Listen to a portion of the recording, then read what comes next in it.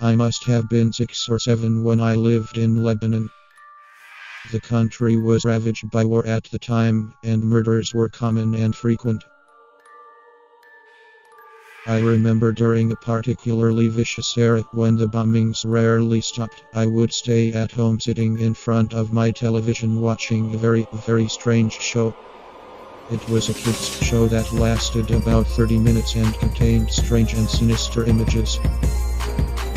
To this day I believe it was a thinly veiled attempt on the part of the media to use scare tactics to keep kids in place, because the moral of every episode revolved around very uptight ideologies.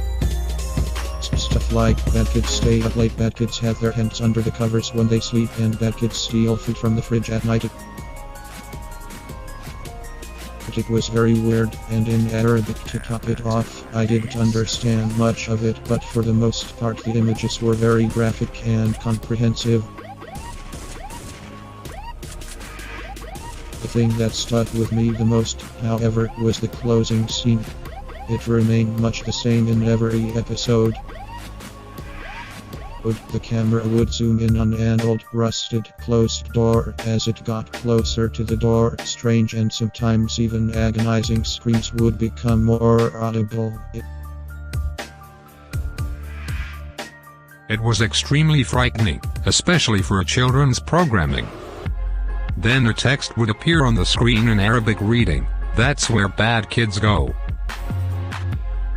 Eventually both the image and the sound would fade out, and that would be the end of the episode. About 15 or 16 years later I became a journalistic photographer. That show had been in my mind all my life, popping up in my thoughts sporadically. Eventually I'd had enough, and decided to do some research. I finally managed to uncover the location of the studio where much of that channel's programming had been recorded.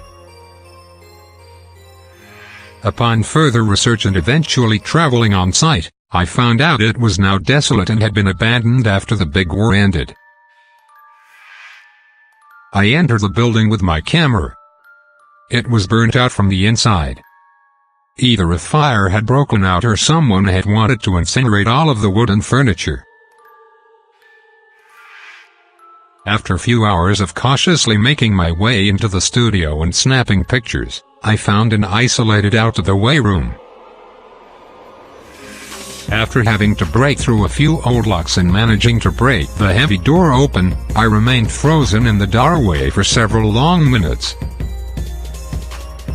Traces of blood, feces, and tiny bone fragments lay scattered across the floor. It was a small room, and an extremely morbid scene. What truly frightened me, though, what made me turn away and never want to come back, was the bolted, caged microphone hanging from the ceiling in the middle of the room.